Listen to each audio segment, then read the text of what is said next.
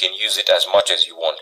The difference between the free and pro version is that the pro version has more features in regards to just making things easier when it comes down to virtualization.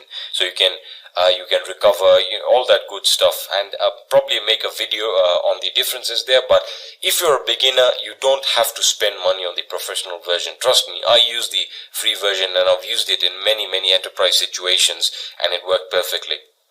Okay, so you just want to click on one of the options here.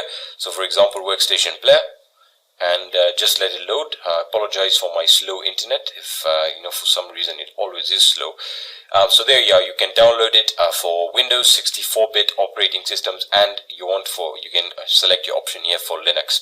Now, if you're not interested or you don't like VMware, you can go for VirtualBox.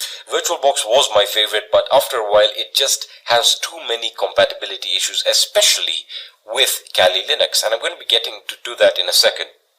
Alright, so VirtualBox is essentially free, and you can use it on Linux, you can use it on Windows, all that good stuff. Now, if you're running Mac OS, what I would recommend is that you use a software or a program called Parallels. I'm sure you've heard of it if you've been using a Mac, because that's essentially the only alternative to a virtualization software